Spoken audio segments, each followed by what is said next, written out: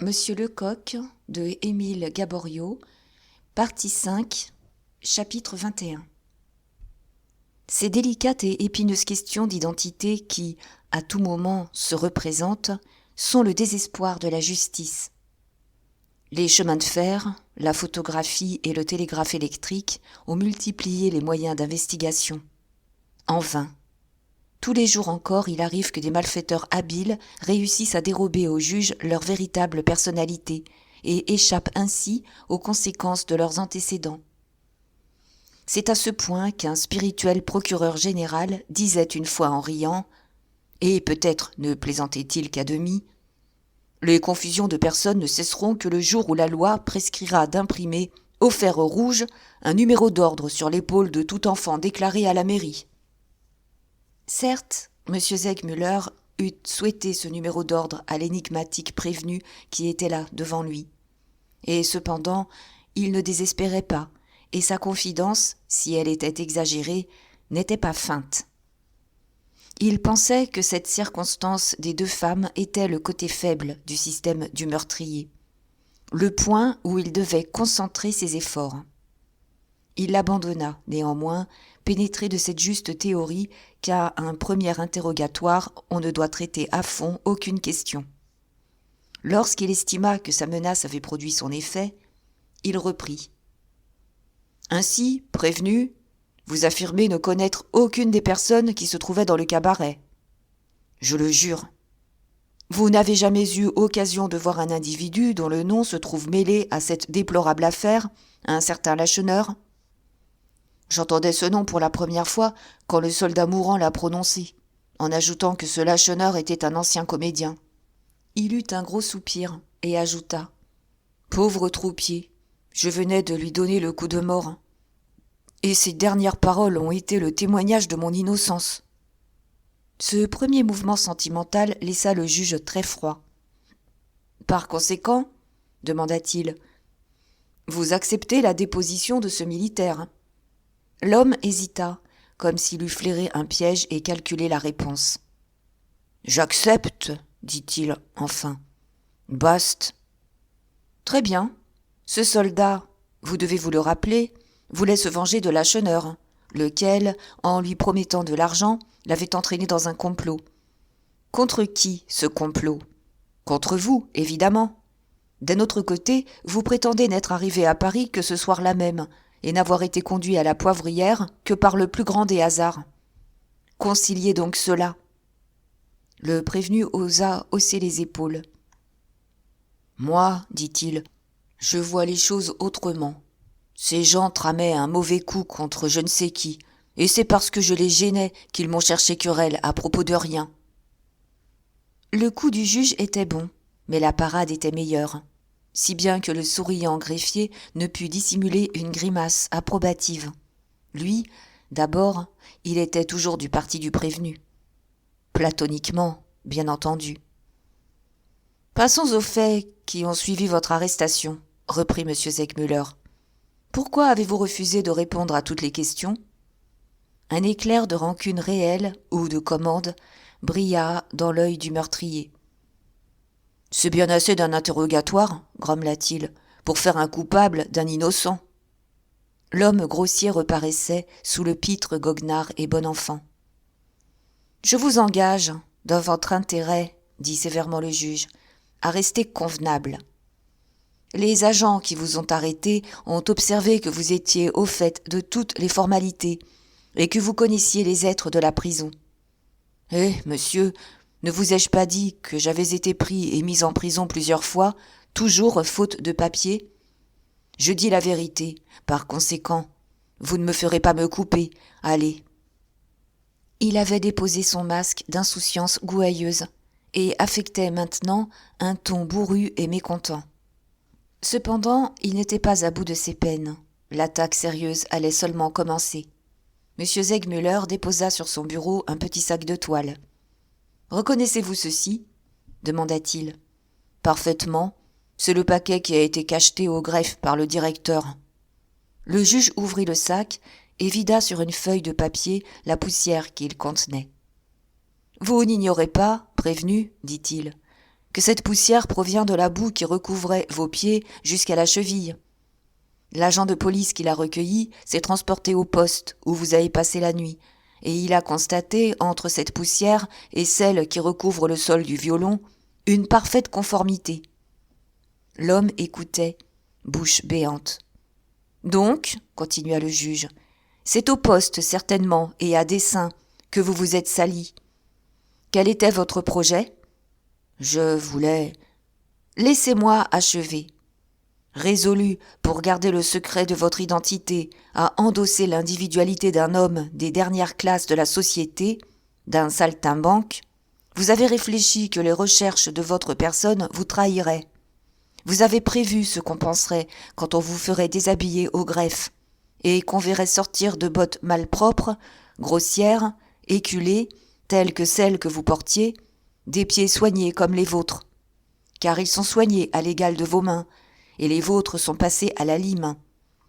Qu'avez-vous fait, alors ? Vous avez jeté sur le sol le contenu de la cruche du violon, et vous avez piétiné dans la boue.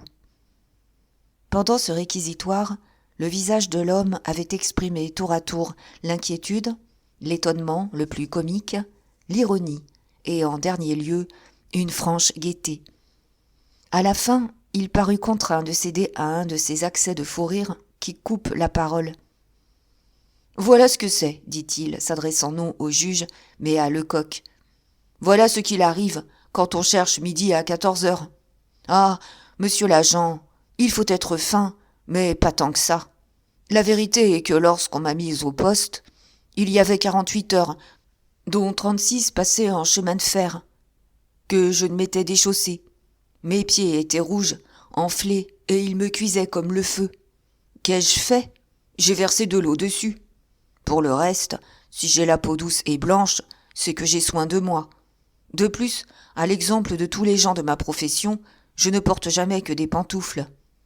C'est si vrai que je n'avais pas seulement 2 bottes à moi quand j'ai quitté Leipzig, et que M. Simpson m'a donné cette vieille paire qu'il ne mettait plus. Lecoq se frappait la poitrine. « Niais que je suis, pensait-il, imbécile, étourdi, idiot. Il fallait attendre l'interrogatoire pour parler de cette circonstance. Quand cet homme, qui est très fort, m'a vu recueillir cette poussière, il a deviné mes intentions. Il a cherché une explication, et il l'a trouvée. Et elle est plausible. Un jury l'admettrait. » C'est là précisément ce que se disait M. Segmuller. Mais il n'était ni surpris, ni ébranlé par tant de présence d'esprit. « Résumons-nous, dit-il. Persistez-vous, prévenu, dans vos affirmations ? » ?»« Oui, monsieur. »« Eh bien, je suis forcé de vous le dire, vous mentez. » Les lèvres de l'homme tremblèrent très visiblement, et il balbutia. « Que ma première bouchée de pain m'étrangle si j'ai dit un seul mensonge. »« Un seul ? Attendez. » Le juge sortit de son tiroir les clichés coulés par Lecoq et les présenta au meurtrier. « Vous m'avez déclaré, poursuivit-il, que les 2 femmes avaient la taille d'un cuirassier. Or, voici les empreintes laissées par ces femmes si grandes. Elles étaient noires comme des taupes, prétendez-vous. Un témoin vous dira que l'une d'elles, petite et mignonne, a la voix douce et est merveilleusement blonde. » Il chercha les yeux de l'homme, les trouva et lentement ajouta. « Et ce témoin est le cocher dont les 2 fugitives ont pris la voiture rue du Chevaleret. » Cette phrase fut pour le prévenu comme un coup d'assommoir. Il pâlit, chancela et fut contraint, pour ne pas tomber, de s'appuyer au mur. « Ah, vous m'avez dit la vérité, » poursuivit le juge impitoyable. « Qu'est-ce alors que cet homme qui vous attendait pendant que vous étiez à la poivrière ? Qu'est-ce que ce complice qui, après votre arrestation, a osé pénétrer dans le cabaret pour y reprendre quelques pièces compromettantes, une lettre, sans doute, qu'il savait être dans la poche du tablier de la veuve Chupin ? Qu'est-ce que cet ami si dévoué et si hardi qui a su feindre l'ivresse, à ce point que les sergents de ville, trompés, l'ont enfermé avec vous ? Soutiendrez-vous que vous n'avez pas concerté avec lui votre système de défense ? Affirmez-vous qu'il ne s'est pas assuré ensuite le concours de la Chupin ? Mais déjà, grâce à un effort surhumain, l'homme était redevenu maître de soi. « Tout ça, fit-il d'une voix rauque, est une invention de la police. » Si fidèle qu'on suppose le procès-verbal d'un interrogatoire, il n'en rend pas plus l'exacte physionomie que des cendres froides ne donnent la sensation d'un feu clair. On peut noter les moindres paroles, on ne saurait traduire le mouvement de la passion, l'expression du visage, les réticences calculées, le geste, l'intonation, les regards qui se croisent, chargés de soupçons ou de haine, enfin, l'angoisse émouvante et terrible d'une lutte mortelle. Pendant que le prévenu se débattait sous sa parole vibrante, le juge d'instruction tressaillait de joie. « Il faiblit, pensait-il. Je le sens, il s'abandonne. Il est à moi. » Mais tout espoir de succès immédiat s'évanouit dès qu'il vit ce surprenant adversaire dompter sa défaillance d'une minute, se roidir et se redresser avec une énergie nouvelle et plus vigoureuse. Il comprit qu'il lui faudrait plus d'un assaut avant d'avoir raison d'un caractère si solidement trempé. Aussi, est-ce d'une voix rendue plus rude par l'attente trompée qu'il reprit. « Décidément, vous niez l'évidence même. » Le meurtrier était redevenu de bronze. Il devait regretter amèrement sa faiblesse, car une audace infernale étincelait dans ses yeux. « Quelle évidence !» dit-il, en fronçant les sourcils. « Le roman inventé par la police est vraisemblable, je ne dis pas le contraire, mais il me semble que la vérité est au moins aussi probable. Vous me parlez d'un cocher qui a chargé, rue de Chevaleret, 2 femmes petites et blondes. Qui prouve que ce sont bien celles qui se trouvaient dans ce cabaret de malheur ? La police a suivi leurs traces sur la neige. La nuit, à travers des terrains coupés de fondrières, le long d'une rue, quand il tombait une pluie fine et que le dégel commençait, c'est bien fort. » Il étendit le bras vers Lecoq et d'un ton écrasant de mépris, il ajouta « Il faut à un agent de police une fière confiance en soi ou une rude envie d'avancement pour demander qu'on coupe la tête d'un homme sur une preuve pareille. » Tout en faisant voler sa plume, le souriant greffier observait. « Pan, dans le noir, se dit-il. » Terrible, en effet, était le reproche, et il remua le jeune policier jusqu'au plus profond des entrailles. Il était touché, et si juste qu'il oublia en quel lieu il se trouvait, et se dressa furieux. « Cette circonstance ne serait rien, dit-il vivement, si elle n'était l'anneau d'une longue chaîne. »« Silence, monsieur l'agent, interrompit le juge. Et, se retournant vers le prévenu, « La justice, poursuivit-il, n'utilise les charges recueillies par la police qu'après les avoir contrôlées et évaluées. »« N'importe, murmura l'homme, je voudrais bien voir ce cocher. »« Soyez sans crainte, il répétera sa déposition en votre présence. »« Eh bien, je serai content alors. Je lui demanderai comment il s'y prend pour dévisager les gens, quand il fait noir comme dans un four. Sans doute, ce beau donneur de signalement est de la race des chats, qui y voient mieux la nuit que le jour. » Il s'interrompit et se frappa le front, éclairé en apparence par une inspiration soudaine. « Suis-je assez bête ?» s'écria-t-il. « Je me fais de la bile au sujet de ces femmes pendant que vous savez qui elles sont. Car vous le savez, n'est-ce pas, monsieur, puisque le cocher les a ramenées à leur domicile. » M. Segmuller se sentit deviner. Il vit que le prévenu s'efforçait d'épaissir les ténèbres précisément sur le point que la prévention avait tant d'intérêt à éclairer. Comédien incomparable, l'homme avait prononcé cette phrase avec l'accent de la plus sincère candeur. Mais l'ironie était sensible, et s'il raillait, c'est qu'il savait n'avoir rien à redouter de ce côté. « Si vous êtes conséquent, reprit le juge, vous niez aussi l'assistance d'un complice, d'un camarade. À quoi bon nier, monsieur, puisque vous ne croyez rien de ce que j'affirme ? Vous traitiez tout à l'heure mon patron, monsieur Simpson, de personnage imaginaire. Que dirais-je donc de ce prétendu complice ? Ah, les agents qui l'ont inventé en font un bon garçon. Mécontent sans doute de leur avoir échappé une première fois, il vient se remettre entre leurs griffes. Ces messieurs prétendent qu'il s'est concerté avec moi et ensuite avec la cabaretière. Comment s'y est-il pris ? Après cela, en le tirant du cabanon où j'étais, on l'a peut-être renfermé avec la vieille. » Gauquet, le greffier, écrivait et admirait. Voilà, pensait-il, un gaillard qui a le fil, et qui n'aura pas besoin de la langue d'un avocat devant le jury. Enfin, continua l'homme, qu'y a-t-il contre moi? Un nom, Lacheneur, balbutié par un mourant, des empreintes sur la neige fondante, la déclaration d'un cocher, un soupçon vague au sujet d'un ivrogne. C'est tout? Ce n'est guère. Assez, interrompit M. Segmuller. Votre assurance est grande, maintenant, mais votre trouble tout à l'heure était plus grand encore. Quelle en était la cause? La cause! S'écria le meurtrier avec une sorte de rage. La cause! Vous ne voyez donc pas, monsieur, que vous me torturez effroyablement, sans pitié, moi, innocent, qui vous dispute ma vie? Depuis tant d'heures que vous me tournez et me retournez, je suis comme sur la bascule de la guillotine, et à chaque mot que je prononce, je me demande si c'est celui-là qui va faire partir le ressort. Mon trouble vous surprend, quand j'ai senti 20 fois le froid du couteau sur mon cou. Tenez, je n'oserais pas souhaiter un tel supplice à mon plus cruel ennemi. Il devait en effet souffrir atrocement, et on le voyait parce qu'il est de ces phénomènes physiques qui échappent à la plus robuste volonté. Ainsi, ses cheveux étaient trempés de sueur, et de grosses gouttes qu'il essuyait avec sa manche roulaient par moments le long de son visage pâli. « Je ne suis pas votre ennemi, » dit doucement M. Segmuller, qui avait pris le mot pour lui. Un juge d'instruction n'est ni l'ami ni l'ennemi d'un prévenu. Il n'est que l'ami de la vérité et des lois. Je ne cherche ni un innocent ni un coupable. Je veux trouver ce qui est. Il faut que je sache qui vous êtes, et je le saurai.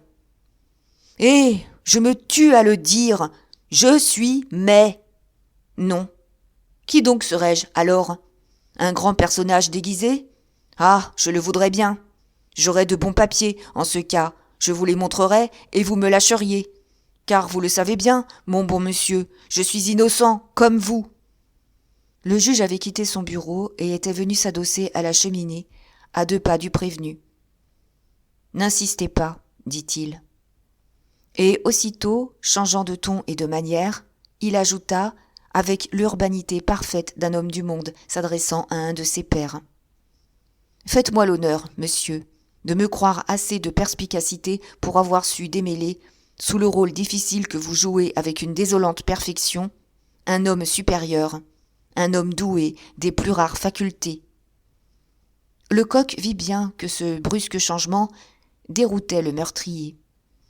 Il essaya de rire, le rire expira dans sa gorge, lugubre comme un sanglot, et 2 larmes jaillirent de ses yeux. « Je ne vous torturerai pas davantage, monsieur, » continua le juge. « Avec vous, d'ailleurs, sur le terrain des questions subtiles, je serai battu, je l'avoue, en toute modestie. Quand je reviendrai à la charge, c'est que j'aurai en main assez de preuves pour vous en écraser. » Il se recueillit, puis, lentement, et en appuyant sur chaque mot, il ajouta. « Seulement, n'attendez plus alors de moi les égards que je vous accorderai si volontiers en ce moment. La justice est humaine, monsieur, c'est-à-dire indulgente pour certains crimes. Elle a mesuré la profondeur des abîmes où peut rouler l'honnête homme que la passion égare. Tous les ménagements qui ne seraient pas contre mes devoirs, je vous les promets. Parlez, monsieur. Dois-je faire sortir l'agent de police que voici? Voulez-vous que je charge mon greffier de quelque commission? » Il se tut. Il attendait l'effet de ce dernier, de ce suprême effort. Le meurtrier dardait sur lui un de ces regards qui s'efforcent de pénétrer jusqu'au fond de l'âme. Ses lèvres remuèrent. On put croire qu'il allait parler. Mais non. Il croisa ses bras sur sa poitrine et murmura. « Vous êtes bien honnête, monsieur. Malheureusement, je ne suis que le pauvre diable que je vous ai dit. Mais, artiste, pour parler au public et tourner le compliment. » « Qu'il soit donc fait selon votre volonté, » prononça tristement le juge. « Monsieur le greffier va vous donner lecture de votre interrogatoire.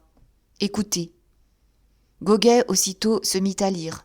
Le prévenu écouta sans observation, mais à la fin, il refusa de signer, redoutant, déclara-t-il, quelque traîtrise du grimoire. L'instant d'après, les gardes de Paris qui l'avaient amené l'entraînaient. Chapitre 22. Le prévenu sorti, M. Segmuller se laissa tomber sur son fauteuil, épuisé, écrasé, anéanti, comme il arrive après d'exorbitants efforts dépensés en pure perte.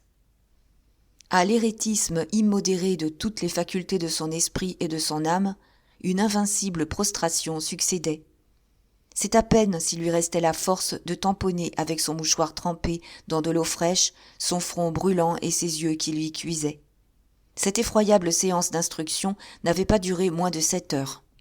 Le riant greffier qui, lui, pendant tout ce temps, était resté assis à sa table, écrivant, se leva, très heureux de se dégourdir les jambes et de faire claquer ses doigts, las de tenir la plume. Il ne s'était pourtant pas ennuyé. Les drames, que depuis tant d'années il voyait se dérouler, n'avaient jamais cessé de lui offrir un intérêt quasi théâtral, émoustillé par l'incertitude du dénouement et la conscience d'une petite part de collaboration. « Quel gredin !» s'écria-t-il, après avoir attendu vainement un mot du juge ou de l'agent de la sûreté. « Quel scélérat !» D'ordinaire, M. Segmuller accordait une certaine confiance à la vieille expérience de Goguet. Il lui était même arrivé de le consulter, un peu sans doute comme Molière consultait sa servante. Mais cette fois, il ne pouvait accepter son opinion. « Non, dit-il, d'un ton pensif. Non, cet homme n'est pas un coquin. Quand je lui ai parlé si doucement, il a été réellement ému. Il a pleuré.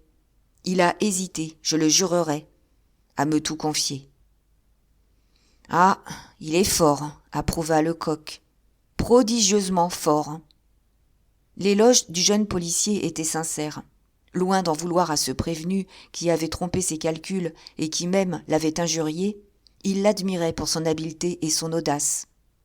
Il s'apprêtait à le combattre à outrance, il espérait le vaincre. N'importe, il éprouvait pour lui cette secrète sympathie qu'inspire l'adversaire qu'on sent digne de soi. « Quelle organisation !» poursuivait Lecoq. « Quel sang-froid ! Quelle hardiesse ! Ah, il n'y a pas à dire non. Son système de dénégation absolue est un chef-d'œuvre. Il est complet, tout s'y tient. Et comme il a soutenu ce personnage impossible de Pitre, oui, il y a eu des instants où je me suis tenu à 4 pour ne pas applaudir. Que seraient près de lui les comédiens inventés ? Les plus grands acteurs, pour donner l'illusion, ont besoin de l'optique de la scène. Lui, à 2 pas de moi, surprenait ma raison. Peu à peu, le juge d'instruction se remettait. « Savez-vous, monsieur l'agent, dit-il, ce que prouvent vos justes réflexions ? » ?»« J'écoute, monsieur. »« Eh bien, voici ma conclusion. Ou cet homme est véritablement mai, pour tourner le compliment, comme il dit, ou il appartient aux plus hautes sphères sociales. Pas de milieu. Ce n'est qu'aux derniers échelons ou aux premiers de la société qu'on rencontre la sombre énergie dont il a fait preuve, ce mépris de la vie, tant de présence d'esprit et de résolution. Un vulgaire bourgeois, attiré à la poivrière par quelque passion inavouable, eût tout avoué il y a longtemps et réclamé la faveur de la pistole. « Mais, monsieur, ce prévenu n'est pas le pitre Mai, dit le jeune policier. « Non, certes, répondit M. Segmuller. C'est donc à vous à voir en quel sens doivent être dirigées les investigations. » Il sourit amicalement et, de sa meilleure voix, ajouta. « Était-il bien besoin de vous dire cela, monsieur Lecoq ? Non, car à vous revient l'honneur d'avoir pénétré la fraude. Pour moi, je le confesse, si je n'eusse été averti, je serais en ce moment la dupe de ce grand artiste. » Le jeune policier s'inclina, le vermillon de la modestie sur les joues. Mais la vanité heureuse éclatait dans ses yeux plus brillants que des escarboucles.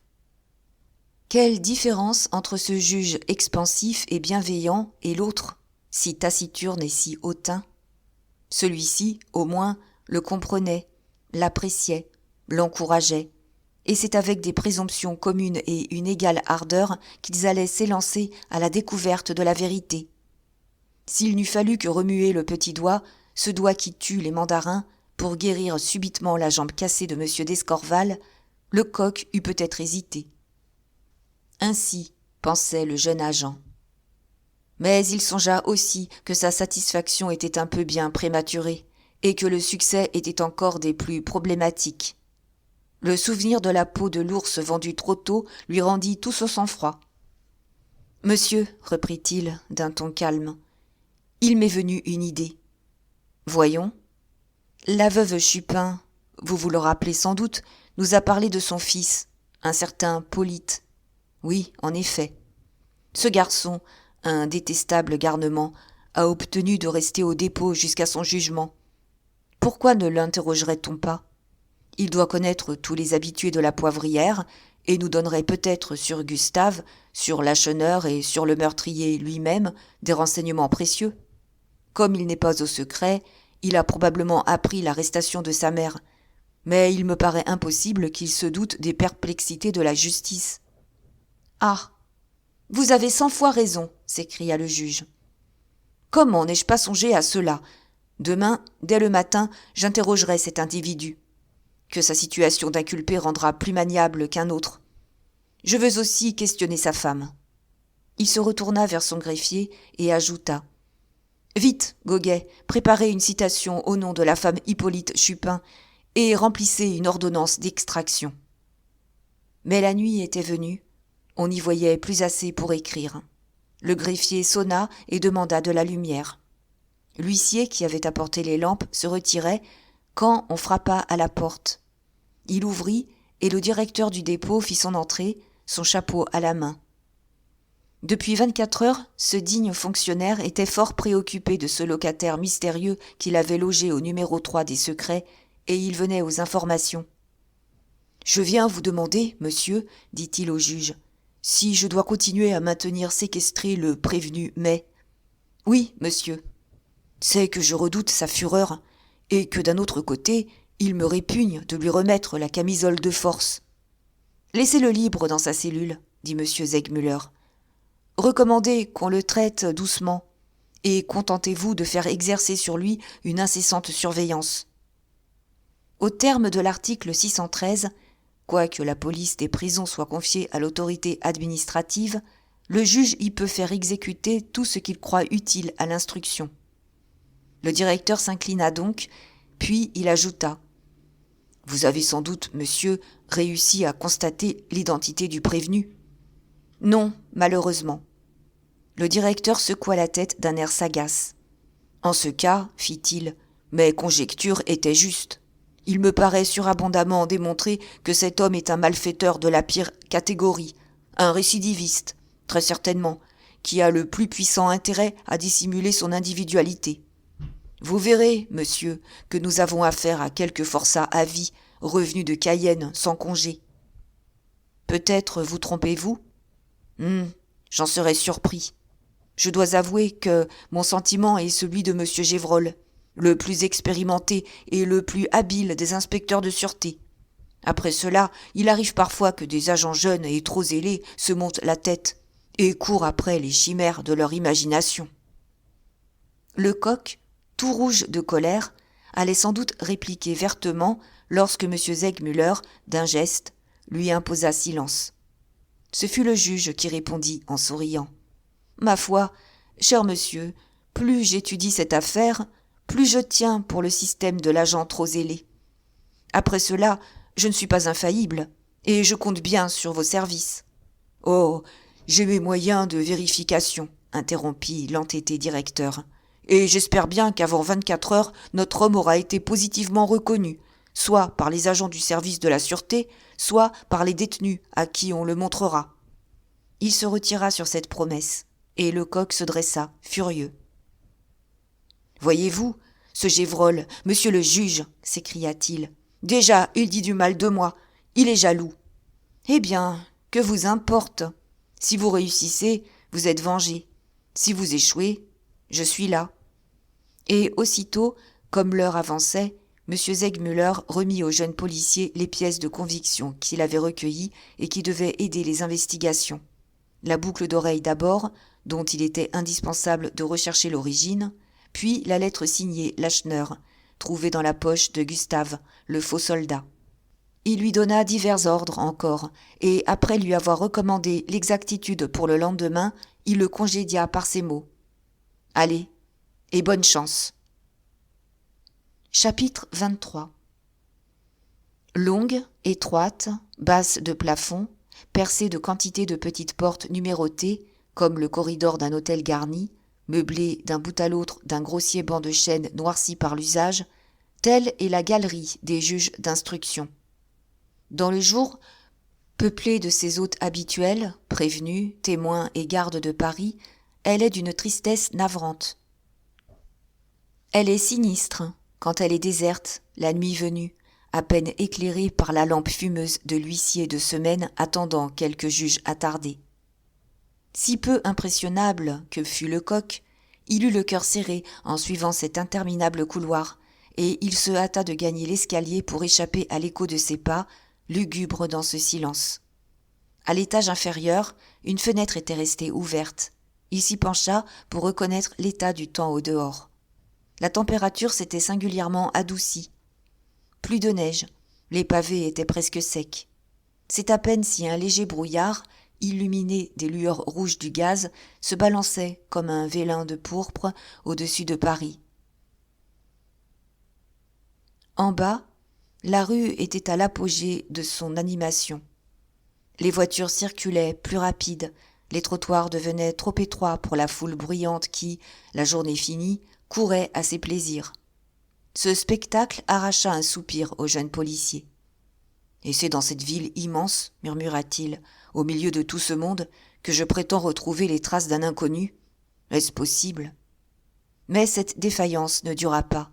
« Oui, c'est possible », lui criait une voix au-dedans de lui-même. « D'ailleurs, il le faut, c'est l'avenir. Ce qu'on veut, on le peut. » 10 secondes après, il était dans la rue, plus que jamais enflammé de courage et d'espoir. L'homme, malheureusement, n'a pour servir des désirs sans limite que des organes fort bornés. Le jeune policier n'eut pas fait 20 pas qu'il reconnut que ses forces physiques trahissaient sa volonté. Ses jambes fléchissaient, la tête lui tournait. La nature reprenait ses droits. Depuis 2 jours et 2 nuits, il n'avait pas reposé 1 minute, et il n'avait rien pris de la journée. « Vais-je donc me trouver mal ?» pensa-t-il, réduit à s'asseoir sur un banc. Et il se désolait, en récapitulant tout ce qu'il avait à faire dans la soirée. Ne devait-il pas, pour ne parler que du plus pressé, s'informer des résultats de la chasse du père Absinthe, rechercher si l'une des victimes avait été reconnue à la morgue, vérifier dans les hôtels qui entourent la gare du Nord les assertions du prévenu, enfin se procurer l'adresse de la femme de Polyte Chupin pour lui remettre l'assignation. Sous le fouet de l'impérieuse nécessité, il réussit à triompher de sa faiblesse, et il se dressa en murmurant. « Je vais toujours passer rue de Jérusalem et à la morgue. Après, je verrai. » Mais à la préfecture, il ne trouva pas le père Absinthe, et personne ne put lui en donner des nouvelles. Le bonhomme ne s'était pas montré. Personne, non plus, ne put lui indiquer, même vaguement, la demeure de la bru de la veuve Chupin. En revanche, il rencontra bon nombre de ses collègues, qui se moquèrent de lui outrageusement. « Ah, tu es un lapin !» lui disaient tous ceux qui l'abordaient. « Il paraît que tu viens de faire une fameuse découverte. On parle de toi pour la Croix. » L'influence de Gévrol se trahissait. L'ombrageux inspecteur, en effet, racontait à tout venant que ce pauvre Lecoq, fou d'ambition, s'obstinait à prendre pour un gros personnage déguisé un vulgaire repris de justice. Bast, ces quolibets ne touchaient guère le jeune policier. « Rira bien qui rira le dernier », marmottait-il. Si sa mine était inquiète pendant qu'il remontait le quai des Orfèvres, c'est qu'il ne s'expliquait pas l'absence prolongée du vieux Absinthe. Il se demandait encore si Gévrol, dans le délire de sa jalousie, ne serait pas bien capable d'essayer d'embrouiller sous main tous les fils de l'affaire. À la morgue, il n'eut pas meilleure aventure.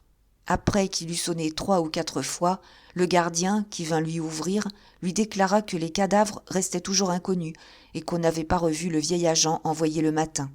« Décidément, pensa le jeune policier, je débute mal. Allons dîner, cela rompra la chance, et j'ai bien gagné la bouteille de bon vin que je veux m'offrir. » Ce fut une heureuse inspiration. Ce que c'est que de nous. Un potage et 2 verres de vin de Bordeaux versèrent dans son sang une audace et une énergie nouvelles. S'il sentait encore sa lassitude, elle était tolérable. Quand il sortit du restaurant, un cigare aux lèvres. C'est à ce moment qu'il regretta la voiture et le bon cheval du père Papillon. Un fiacre passait, par fortune. Il le prit, et 8 heures sonnaient quand il mit pied à terre sur la place de la gare du chemin de fer du Nord. Il s'arrêta d'abord, puis les investigations commencèrent. Bien entendu, il ne se présentait pas dans les maisons sous son titre d'agent de la sûreté. C'eût été le moyen de ne rien savoir. Rien qu'en se coiffant en arrière et en haussant son faux col, il s'était donné un certain air exotique, et c'est avec un accent anglais assez prononcé qu'il demandait des nouvelles d'un ouvrier étranger. Mais vainement, il employait toute son adresse à questionner. Partout, on lui répondait la même chose. « Nous ne connaissons pas, nous n'avons pas vu. » Le contraire eût étonné Lecoq, persuadé que le meurtrier n'avait imaginé cette histoire de mal déposé dans un hôtel que pour donner à son récit un cachet plus net de vraisemblance. S'il s'obstinait, s'il notait sur son calepin les hôtels visités, c'est qu'il voulait être bien sûr de la déconvenue du prévenu quand on l'amènerait sur le terrain pour le convaincre de mensonge. Rue de Saint-Quentin, c'est par l'hôtel de Mariembourg qu'il débuta. La maison était d'apparence modeste, mais propre et bien tenue. Le jeune policier poussa le portillon à claire-voie muni d'une sonnette qui défendait l'accès du vestibule et pénétra dans le bureau de l'hôtel, une jolie pièce éclairée par un bec de gaz à globe de verre dépoli. Il y avait une femme dans ce bureau. Elle était hissée sur une chaise, le visage à hauteur d'une cage couverte d'un grand morceau de lustrine noire, et elle répétait avec acharnement 3 ou 4 mots allemands. Elle s'appliquait si fort à cet exercice que Lecoq fut obligé de tousser et de faire du bruit pour attirer son attention. Enfin, elle se retourna. « Ah, bien le bonsoir, madame, dit le jeune policier. Vous êtes en train, à ce que je vois, d'apprendre à parler à votre perroquet. »« Ce n'est pas un perroquet que j'ai là, monsieur, répondit la femme du haut de sa chaise. C'est un sansonnet. Je voudrais qu'il sût dire en allemand « As-tu déjeuné ?» Tiens, les sansonnets parlent donc ? Comme des personnes, oui, monsieur, dit la femme en sautant à terre. Et en effet, l'oiseau, comme s'il eût compris qu'il était question de lui, se mit à crier très distinctement « Camille ! Où est Camille ?» Mais Lecoq était bien trop tourmenté pour s'occuper de cet oiseau et du nom qu'il prononçait. « Madame, commença-t-il, je désirerais parler à la propriétaire de l'hôtel. »« C'est moi, monsieur. »« Oh, très bien. Alors, voici. J'ai donné rendez-vous à Paris à un ouvrier de Leipzig. Je suis surpris qu'il ne soit pas arrivé encore, et je viens savoir s'il ne serait pas descendu chez vous. Il se nomme May. »« May, répéta l'hôtelière, qui eut l'air de chercher. May. Il aurait dû arriver dimanche soir. C'est un pauvre diable. La physionomie de la femme s'éclaira. « Attendez donc, fit-elle. Votre ouvrier serait-il par hasard un homme d'un certain âge, de taille moyenne, très brun, portant toute sa barbe, ayant des yeux très brillants ?» Lecoq tressaillit. C'était le signalement du meurtrier. « Voilà bien, balbutia-t-il, le portrait de mon homme. »« Eh bien, monsieur, il est descendu chez moi dans l'après-midi du dimanche gras. Il a demandé un cabinet très bon marché et je lui en ai montré un au 5e. Le garçon étant absent en ce moment, il a voulu à toute force porter sa malle lui-même. Je lui ai offert de prendre quelque chose, il a refusé sous prétexte qu'il était très pressé et il est parti après m'avoir remis 10 francs d'argent. »« Et où est-il » demanda vivement le jeune policier. « Mon Dieu, monsieur, répondit la femme, vous m'y faites penser. Cet homme n'est pas reparu, et je ne suis pas sans inquiétude. Paris est si dangereux pour les étrangers. Il est vrai que lui, il parle le français comme vous et moi. N'importe, j'ai dès hier soir donné l'ordre d'aller prévenir le commissaire de police. »« Hier ? Le commissaire ? » ?»« Oui, seulement je ne sais pas si on a fait la commission. J'avais oublié. Permettez que je sonne le garçon pour l'y demander. » Un seau d'eau glacée, tombant de 10 mètres sur la tête du jeune policier, l'eût moins étourdi que la déclaration de la propriétaire de l'hôtel de Mariembourg. Le meurtrier avait-il donc dit vrai? Était-ce possible? Gévrol et le directeur du dépôt auraient raison alors? En ce cas, M. Segmuller et lui, Lecoq, ne seraient que des insensés, des coureurs de chimères. La trame ingénieuse des savantes déductions était rompue. Le bel échafaudage de la prévention s'écroulait dans le ridicule de la plate réalité. Tout cela traversa comme un éclair le cerveau du jeune agent. Mais il n'eut pas le temps de réfléchir. Le garçon appelé parut, un bon gros garçon candide et joufflu. « Fritz, lui demanda sa patronne, êtes-vous allé chez le commissaire ? » ?»« Oui, madame. »« Que vous a-t-il dit ? » ?»« Je ne l'ai pas trouvé, mais j'ai parlé à son secrétaire, monsieur Casimir, qui m'a dit de ne pas vous tourmenter, qu'il viendrait. »« Il n'est pas venu. » Le garçon leva les deux bras avec ce mouvement d'épaule qui est la plus éloquente traduction de cette réponse. « Que voulez-vous que j'y fasse ?» « Vous voyez, monsieur, fit l'hôtelière, semblant croire que l'importun questionneur allait se retirer. Telle n'était pas l'intention de Lecoq, et il ne bougea, encore qu'il eût besoin de tout son sang-froid pour garder, en dépit de l'émotion, son accent anglais. « C'est bien désagréable, prononça-t-il. Oh, beaucoup. Me voilà moins avancé que tout à l'heure et plus indécis, puisque je crois bien que cet homme est celui que je cherche, et que cependant, je n'en suis pas assuré du tout. »« Dame, monsieur, que voulez-vous que je vous dise ?» Lecoq se recueillit, fronçant les sourcils et pinçant les lèvres, comme s'il eût poursuivi quelque inspiration pour le sortir d'incertitude. La vérité est qu'il cherchait, par quel détour adroit, se faire proposer par cette femme le livre de police où les hôteliers sont tenus de consigner les prénoms, noms, professions et domiciles de tous les gens qui viennent loger chez eux. Il tremblait d'éveiller ses soupçons. « Comme cela, madame, insista-t-il, vous ne vous souvenez aucunement du nom que vous a donné cet homme ? Voyons, est-ce mai ? Faites un effort, rappelez-vous, mai. Ah, j'ai tant de choses dans la tête. » « On pourrait bien, murmura le jeune policier, qui sembla se disposer à sortir. On devrait bien inscrire le nom des voyageurs, comme en Angleterre. »« Mais on les inscrit, monsieur, riposta la femme, se rebiffant. Et au jour le jour, sur un registre exprès, imprimé, avec des colonnes pour chaque mention. Et au fait, j'y songe. Je puis, pour vous obliger, vous montrer mon livre. Il est là, dans le tiroir de mon secrétaire. Allons, bon, voici que je ne trouve plus ma clé. » Pendant que cette hôtelière, d'aussi peu de cervelle, évidemment, que ces oiseaux parleurs, bouleversait tout dans le bureau de son hôtel, Lecoq l'observait en dessous. C'était une femme de 40 ans environ, très blonde, conservée comme les blondes qui se conservent, c'est-à-dire fraîche, blanche, dodue, ayant de la santé à plein corset, appétissante à la manière de ces beaux fruits mûrs dont l'eau savoureuse coule le long des lèvres quand on mord dedans. Son regard était d'ailleurs droit et franc, elle avait la voix bien timbrée, ses façons étaient simples et parfaitement naturelles. « Ah !» s'écria-t-elle, triomphante, « j'ai cette maudite clé !» Elle ouvrit aussitôt son secrétaire, en sortit le livre de police qu'elle posa sur la tablette et commença à feuilleter.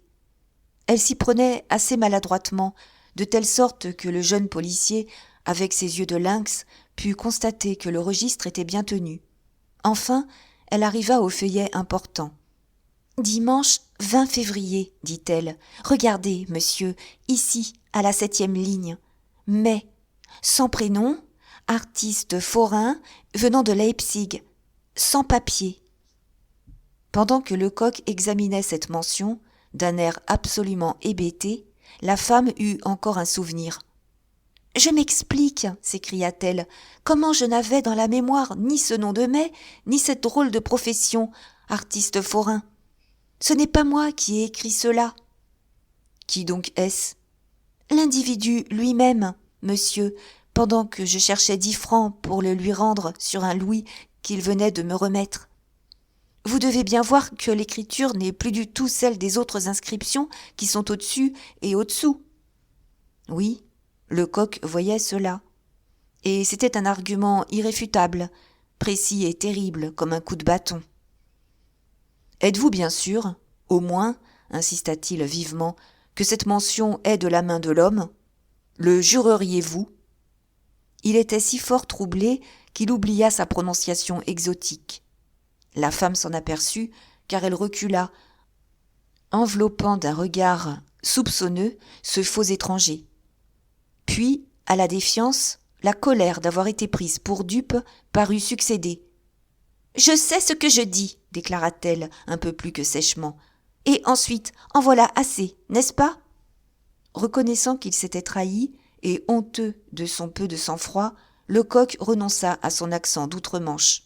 « Pardon, dit-il, une question encore. Avez-vous toujours la malle de cet individu ? » « Naturellement. »« Ah, vous me rendriez un immense service en me la montrant. »« Vous la montrez ?» s'écria la blonde hôtesse indignée. « Ah ça, pour qui me prenez-vous ? Que voulez-vous ?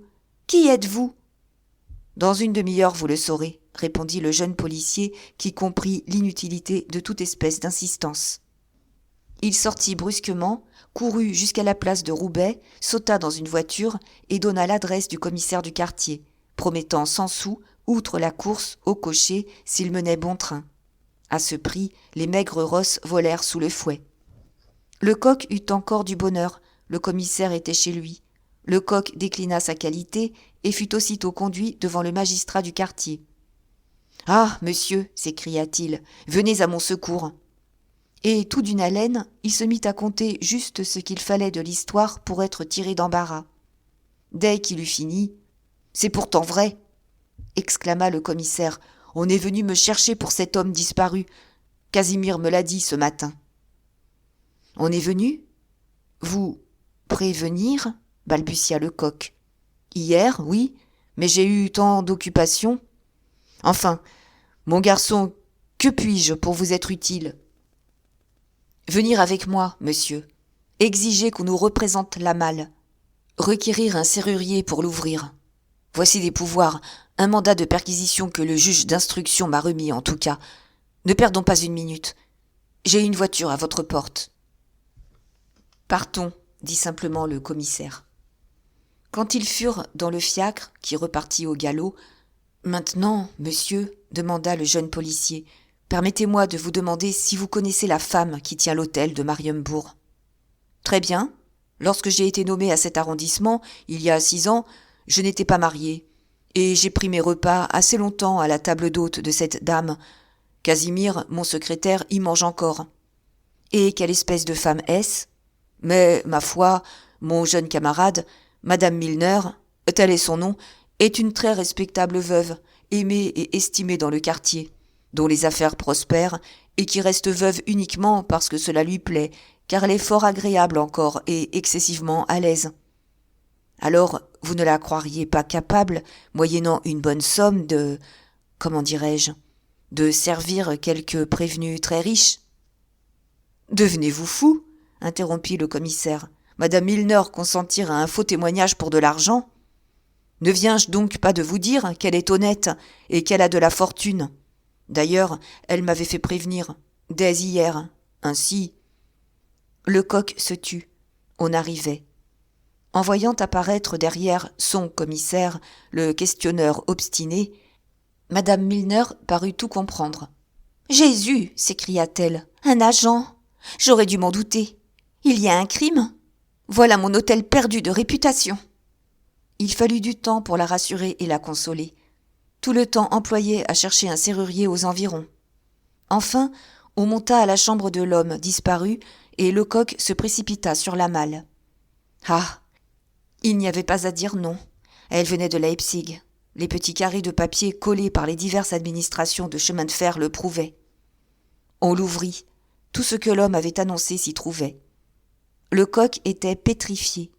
Il regarda, d'un air stupide, le commissaire serrer le tout dans une armoire dont il prit la clé. Puis il sortit. Il sortit, se tenant au mur, la tête perdue, et on l'entendit trébucher comme un ivrogne dans les escaliers. Chapitre 24.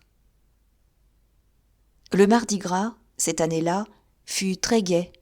ce qui veut dire que le mont-de-piété et les bals publics firent des affaires. Quand, vers minuit, Lecoq quitta l'hôtel de Mariembourg, les rues étaient bruyantes et peuplées comme en plein midi, et les cafés regorgeaient de consommateurs. Mais le jeune policier n'avait pas le cœur à la joie. Il se mêlait à la foule sans la voir et fendait les groupes sans entendre les imprécations que soulevait sa brusquerie. Où il allait ? Il l'ignorait. Il marchait droit devant lui, sans but, au hasard, plus éperdu que le joueur dont le dernier louis perdu a emporté la dernière espérance. « Il faut se rendre, » murmurait-il. « L'évidence éclate. Mes présomptions n'étaient que chimères, mes déductions, jeux de hasard.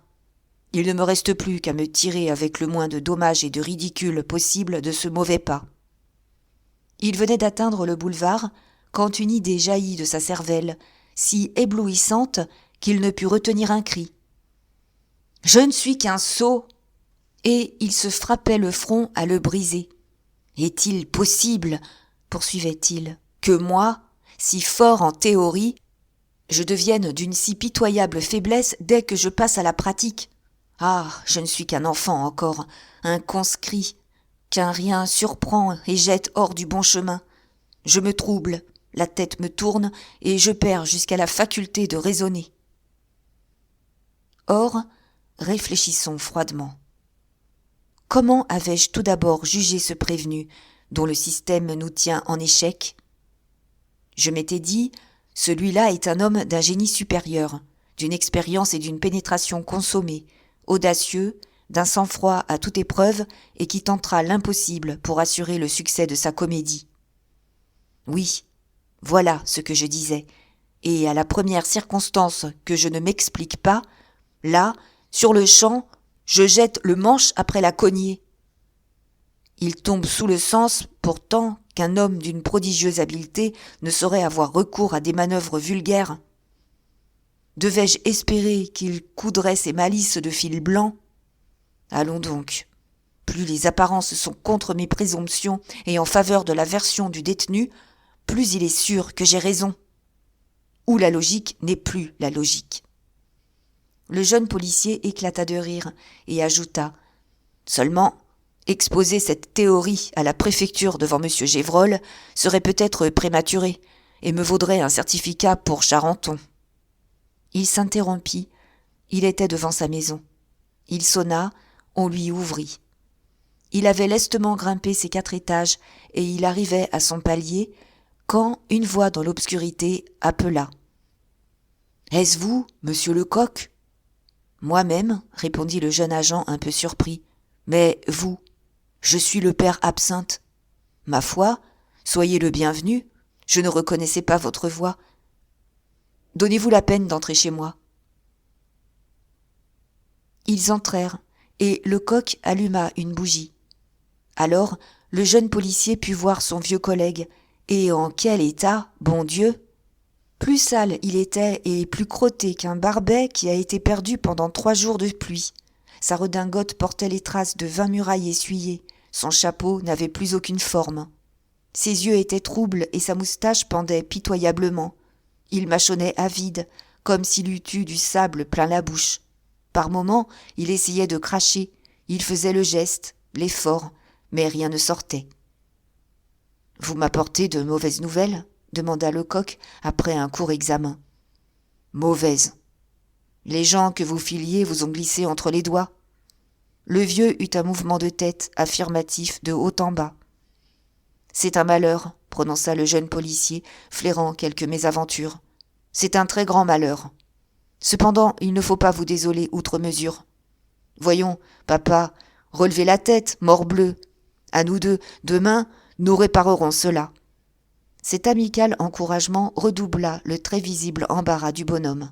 Il rougit, ce vieil homme de la police, comme une pensionnaire, et montrant le poing au plafond, il s'écria « Ah, gredin, je te l'avais bien dit !»« Hein ?»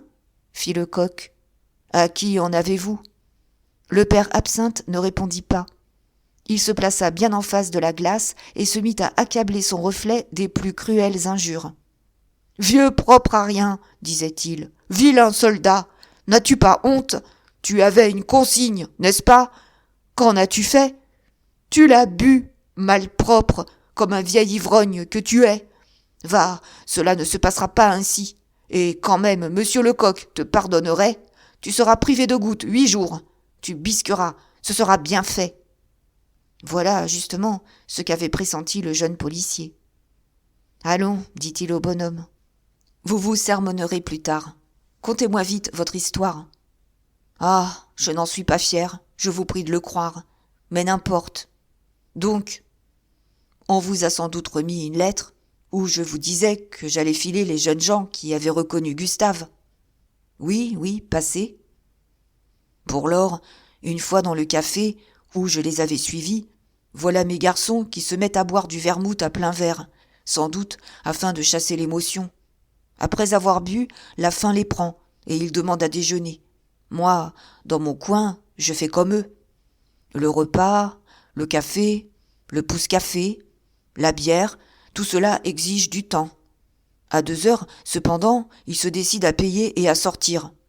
Bon, je pensais qu'ils rentraient chez eux. Pas du tout.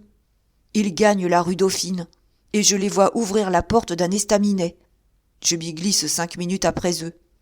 Ils étaient déjà en train de jouer au billard. Ils toussaient. C'est que le difficile à dire arrivait. Je me mets à une petite table, poursuivit-il, et je demande un journal. Je ne le lisais que d'un œil, quand tout à coup entre un bon bourgeois qui se place près de moi. Sitôt assis, il me demande le journal quand j'aurai fini. Je le lui passe, et nous voilà à parler de la pluie et du beau temps. Bref, de fil en aiguille, ce bourgeois finit par me proposer une partie de Bézigue en 1500. Je refuse le Bézigue, mais j'accepte un 100 de piquet. Les jeunes gens, vous m'entendez, choquaient toujours l'ivoire. On nous apporte un tapis et nous voilà à jouer des petits verres de fine. Je gagne, le bourgeois me demande sa revanche et nous jouons 2 bocs. Je regagne. Il s'entête, nous nous mettons à jouer des petits verres. Et toujours je gagnais, et toujours je buvais. Et plus je buvais... Allez, et ensuite? Eh bien, voilà le hic. Ensuite, je ne me souviens plus de rien, ni du bourgeois, ni des jeunes gens. Il me semble cependant me rappeler que je m'étais endormi dans le café et que le garçon est venu me réveiller et me prier de me retirer. Alors, j'ai dû vaguer sur les quais, jusqu'au moment où, les idées m'étant revenues, je me suis décidé à venir vous attendre dans votre escalier. À la grande surprise du père Absinthe, Lecoq semblait encore plus préoccupé que mécontent. « Que pensez-vous de ce bourgeois, papa ?» interrogea-t-il. « Je pense qu'il me suivait, pendant que je filais les autres, et qu'il n'est entré au café que pour me griser. Donnez-moi son signalement. C'est un grand bonhomme assez gros, avec une large figure rouge et un nez très camard, l'air bonasse. »« C'est lui !» s'écria Lecoq. « Lui ? Qui ? » ?»« Le complice, l'homme dont nous avons relevé les empreintes. Le faux ivrogne, un diable incarné qui nous mettra tous dedans si nous n'ouvrons pas l'œil. Ne l'oubliez pas, papa, et si jamais vous le rencontrez... » Mais la confession du père Absinthe n'était pas finie. Et comme les dévotes, il avait gardé le plus gros péché pour la fin. « C'est que ce n'est pas tout, reprit-il, et je veux ne vous rien cacher. Il me semble bien que ce traître m'a parlé du meurtre de la poivrière, et que je lui ai raconté tout ce que nous avons découvert, et tout ce que vous comptez faire. » Lecoq eut un si terrible geste que le vieux recula, épouvanté. « Malheureux !» s'écria-t-il. « Livrer notre plan à l'ennemi !» Mais il reprit vite son calme. D'abord, le mal était sans remède. Puis, il avait encore un bon côté. Il levait tous les doutes qu'eût pu laisser l'affaire de l'hôtel de Mariembourg. « Mais ce n'est pas le moment de réfléchir, » reprit le jeune policier. « Je suis écrasé de fatigue. Prenez un matelas au lit, pour vous, l'ancien, et couchons-nous. » Chapitre 25. Lecoq était un garçon prévoyant. Il avait eu soin, avant de se mettre au lit, de monter un réveil qu'il possédait et d'en placer les aiguilles sur 6 heures. Comme cela, dit-il au père Absinthe, en soufflant la bougie, nous ne manquerons pas le coche. Mais il comptait sans son extrême lassitude, à lui, sans les fumées de l'alcool qui emplissaient encore la cervelle de son vieux collègue. Quand 6 heures sonnèrent à Saint-Eustache, le réveil fonctionna fidèlement, mais le bruit strident de l'ingénieuse mécanique ne suffit pas pour interrompre le lourd sommeil des 2 policiers. Ils auraient vraisemblablement dormi longtemps encore si, vers les 7h30, 2 vigoureux coups de poing n'eussent ébranlé la porte de la chambre. D'un bond, Lecoq fut debout, stupéfait de voir le jour levé, furieux de l'inanité de ses précautions. « Entrez !» cria-t-il au visiteur matinal. Le jeune policier n'avait pas encore d'ennemis à cette époque. Il pouvait sans imprudence dormir la clé sur sa serrure. La porte aussitôt s'entrebâilla et la figure futée du père Papillon se montra. « Eh, c'est mon brave cocher !» s'écria Lecoq. « Il y a donc du nouveau ?» « Faites excuse, bourgeois, c'est au contraire toujours la même cause qui m'amène. Vous savez, les 30 francs des coquines. Je ne dormirai pas tranquille tant que je ne vous aurai pas conduit, gratis, pour pareille somme. Vous vous êtes servi hier de ma voiture pour 100 sous. C'est 25 francs que je vous redois. Mais c'est de la folie, mon ami. Possible, c'est la mienne. Je me suis juré, si vous ne me prenez pas, de stationner 11 heures d'horloge devant votre porte. À 2 francs 25 centimes l'heure, nous serons quittes. Décidez-vous. » Son œil suppliait. Il était clair qu'un refus l'eût sérieusement désobligé. « Soit, dit Lecoq, je vous prends pour la matinée. Seulement, je dois vous prévenir que nous allons débuter par un véritable voyage. Cocotte a de bonnes jambes. Nous avons affaire, mon collègue et moi, dans votre quartier. Il faut absolument que nous dénichions la bru de la veuve Chupin, et j'ai tout lieu d'espérer que nous trouverons son adresse chez le commissaire de l'arrondissement. »« Ah, nous irons où vous voudrez, je suis à vos ordres. » Ils partirent quelques instants plus tard. Papillon, fier sur son siège, faisait claquer son fouet, et la voiture filait, comme s'il y eût eu 100 sous de pourboire. Seul le père Absinthe était triste. Lecoq l'avait pardonné et même lui avait juré le secret, mais il ne se pardonnait pas, lui. Il ne pouvait se consoler d'avoir été, lui, un vieux policier, joué comme un provincial naïf. Si encore il n'eût pas livré le secret de l'instruction. Mais il ne le comprenait que trop, il avait, par cela seul, doublé les difficultés de la tâche. Du moins, la longue course ne fut pas inutile. Le secrétaire du commissaire de police du 13e arrondissement apprit à Lecoq que la femme Polyte Chupin demeurait avec son enfant aux environs, dans la ruelle de la Butte aux Cailles. Il ne put indiquer le numéro précis, mais il donna des détails. La bru de la mère Chupin était auvergnate, et elle était cruellement punie d'avoir préféré un Parisien à un compatriote. Arrivée à Paris à 12 ans, elle était entrée comme servante dans une grosse fabrique de Montrouge et y était toujours restée. Après 10 ans de privation et d'un travail acharné, elle avait amassé, sou à sou, 3000 francs, quand son mauvais génie jeta Polyte Chupin sur sa route. Elle s'éprit de ce pâle et cynique gredin, et lui l'épousa pour ses économies. Tant que dura l'argent, c'est-à-dire pendant 3 ou 4 mois, le ménage alla K1K. Mais avec le dernier écu, Polyte s'envola et reprit avec délice sa vie de paresse, de maraude et de débauche. Dès lors, il ne reparut plus chez sa femme que pour la voler, quand il lui soupçonnait quelques petites épargnes. Et périodiquement, elle se laissait dépouiller de tout. Il eût voulu la pousser plus bas, alléchée par l'espoir d'ignobles profits. Elle résista. De cette résistance même était venue la haine de la vieille Chupin contre sa belle-fille, haine qui se traduisait par tant de mauvais traitements que la pauvre femme dut fuir un soir avec les seules guenilles qui la couvraient. La mère et le fils comptaient peut-être que la fin ferait ce que n'avaient pu faire leurs menaces et leurs conseils. Leur honteux calcul devait être trompé. Le secrétaire ajoutait que ces faits étaient de notoriété publique et que tout le monde rendait justice à la vaillante auvergnate. Même, disait-il, un sobriquet qu'on lui avait donné, Toinon la vertu, était un grossier mais sincère hommage. C'est muni de ces renseignements que Lecoq remonta en voiture. La ruelle de la Butte aux Cailles, où le conduisit rapidement Papillon, ressemble peu au boulevard Malesherbes. Y demeure-t-il des millionnaires ? On ne le devine pas. Ce qui est sûr, c'est que tous les habitants s'y connaissent, comme dans un village. La première personne à qui le jeune policier demanda Madame Polyte Chupin le tira d'embarras. « Toi dont la vertu demeure dans cette maison, à droite, lui fut-il répondu. Tout en haut de l'escalier, la porte en face. » L'indication était si précise que du premier coup, Lecoq et le père Absinthe arrivèrent au logis qu'ils cherchaient. C'était une triste et froide mansarde carrelée, assez spacieuse, éclairée par une fenêtre à tabatière. Un lit de noyer disloqué, une table boiteuse, 2 chaises et de misérables ustensiles de ménage constituaient le mobilier. Mais la propreté, en dépit de la pauvreté, étincelait, et on eût mangé par terre, selon l'énergique expression du père Absinthe.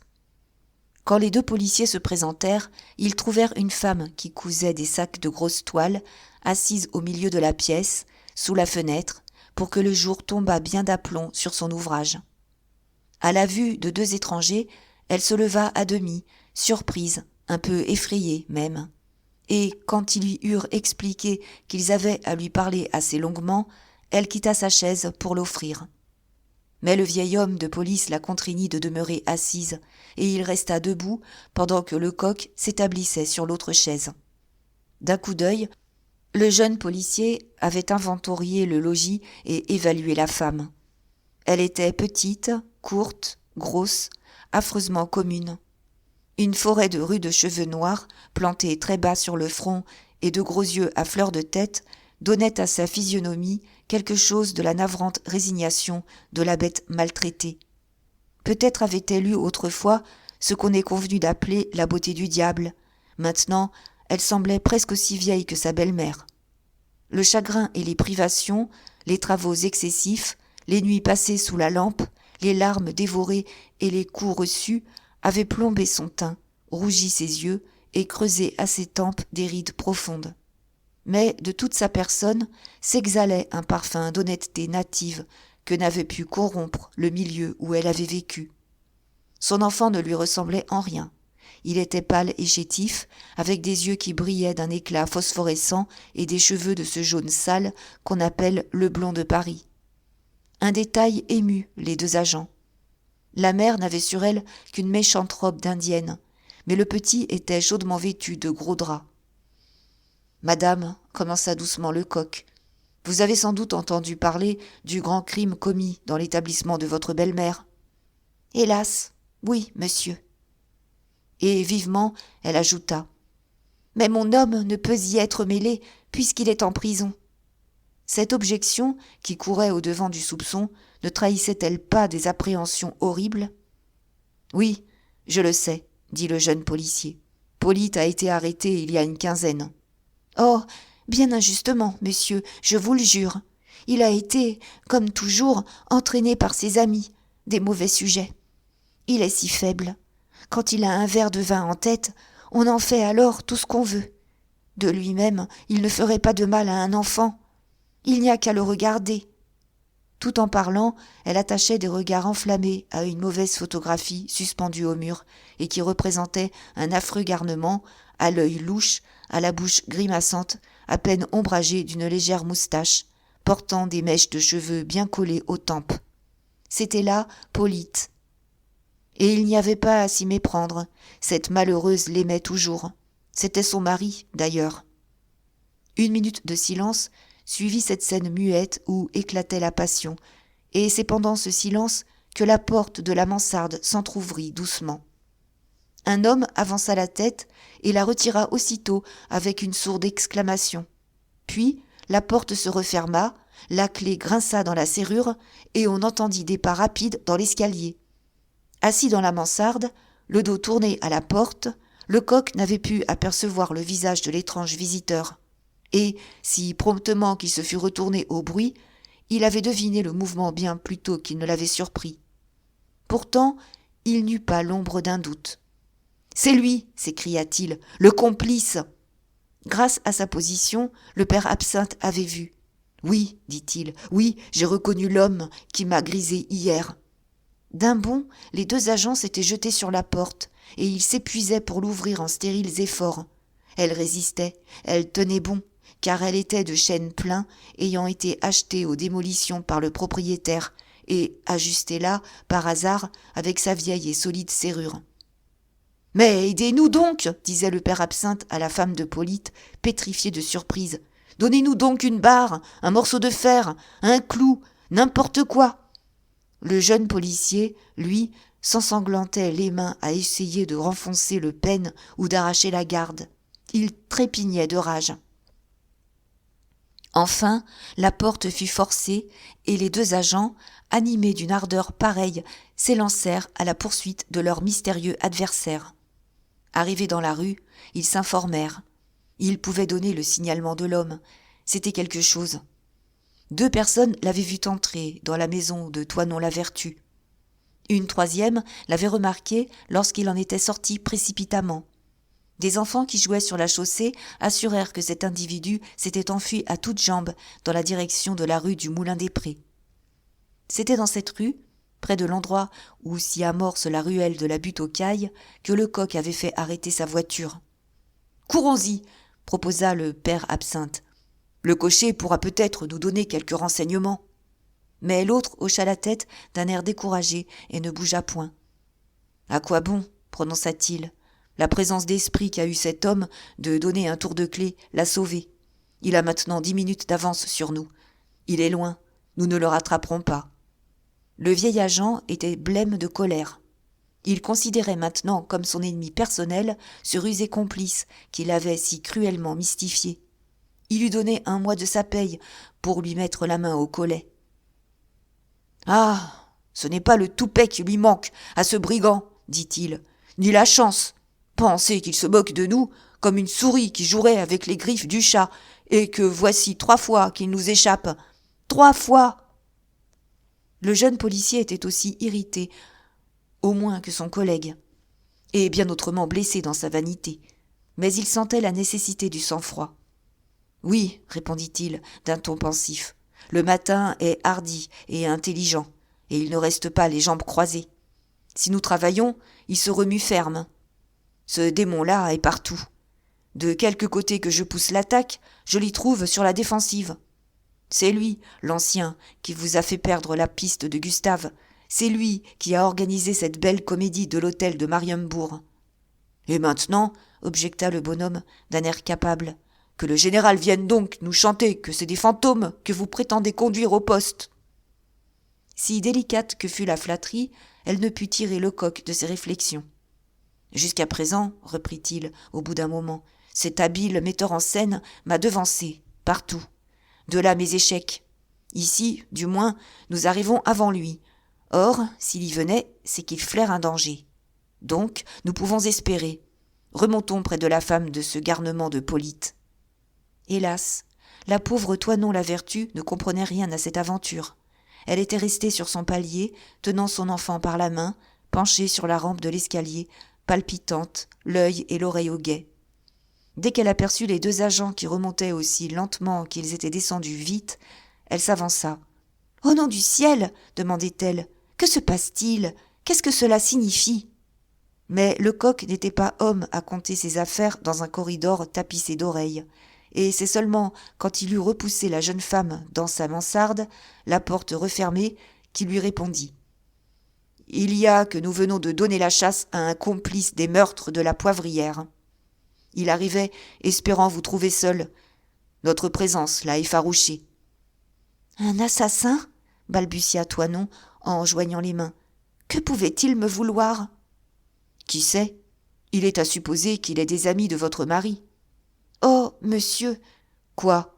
Ne venez-vous pas de nous dire que Polyte a les plus détestables connaissances ? Rassurez-vous, cela ne le compromet en rien.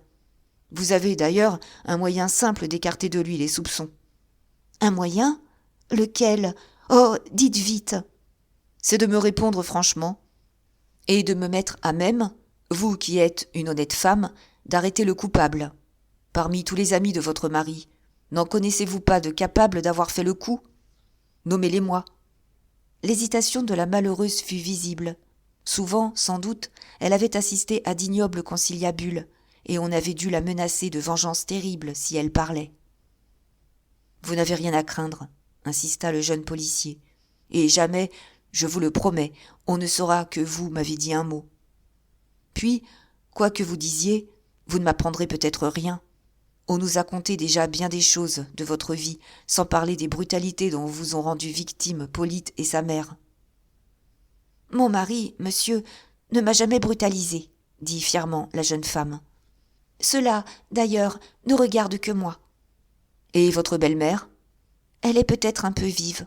Au fond, elle a bon cœur. Alors, pourquoi diable vous êtes-vous enfui du cabaret de la veuve Chupin, puisque vous y étiez si heureuse ? Toinon la vertu était devenue cramoisie jusqu'à la racine des cheveux. Je me suis sauvée, répondit-elle, pour d'autres raisons. Il venait beaucoup d'hommes ivres là-bas, et des fois, quand j'étais seule, d'aucuns voulaient pousser la plaisanterie un peu loin. Vous me direz que j'ai le poignet solide, et c'est vrai. Aussi, j'aurais peut-être patienté. Mais quand je m'absentais, il y en avait qui étaient assez bêtes pour faire boire de l'eau-de-vie aux petits, au point qu'une fois, en rentrant, je les trouvais comme morts, raides déjà et tout froids, et il a fallu courir chercher le médecin. Elle s'arrêta court, la pupille dilatée. De rouge, elle était devenue livide, et c'est d'une voix étranglée qu'elle cria à son fils. « Toto, malheureux !» Le coq regarda autour de lui et frissonna. Il avait compris. Cet enfant, qui n'avait pas 5 ans, s'était glissé à 4 pattes près de lui et lui fouillait dans les poches de son paletot. Il le volait, il le dévalisait, et adroitement. « Eh bien, oui !» s'écria l'infortuné en fondant en larmes. « Oui, il y avait encore cela. Dès que je perdais le petit de vue, des gens l'attiraient dehors. Ils l'emmenaient dans des endroits où il y a du monde, et ils lui apprenaient à chercher dans les poches et à leur apporter ce qu'il y trouvait. Si on s'apercevait de quelque chose, il se fâchait très haut contre l'enfant et le battait. Si personne ne voyait rien, il lui donnait 1 sou pour du sucre d'orge et gardait ce qu'il avait pris. » Elle cacha son visage entre ses mains et, d'une voix inintelligible, ajouta « Et moi, je ne veux pas que mon petit soit un voleur. » Ce qu'elle ne disait pas, la pauvre créature, c'est que celui qui emmenait ainsi l'enfant et le dressait au vol, c'était le père, son mari à elle, Polyte Chupin. Mais les 2 agents le comprenaient bien, et si abominable était le crime de l'homme, et si déchirante la douleur de la femme, qu'ils se sentirent remués jusqu'au plus profond d'eux-mêmes. De ce moment, le coq ne songea plus qu'à abréger une scène affreusement pénible. D'ailleurs, l'émotion de cette pauvre mère lui garantissait sa sincérité. « Tenez, lui dit-il avec une brusquerie affectée, 2 questions seulement, et je vous tiens quitte. Parmi les habitants de votre cabaret, ne s'en trouvait-il pas un du nom de Gustave ? Non, monsieur, bien sûr. Soit. Mais Lacheneur, vous devez connaître Lacheneur ? Celui-là, oui. Le jeune policier ne put retenir une exclamation de joie. Enfin, il tenait, pensait-il, le bout du fil qui allait le conduire à la lumière, à la vérité. « Quel homme est-ce » demanda-t-il vivement. « Oh, il ne ressemble pas aux gens qui boivent chez ma belle-mère. Je ne l'ai vu qu'une fois, mais sa figure m'est restée dans la tête. C'était un dimanche.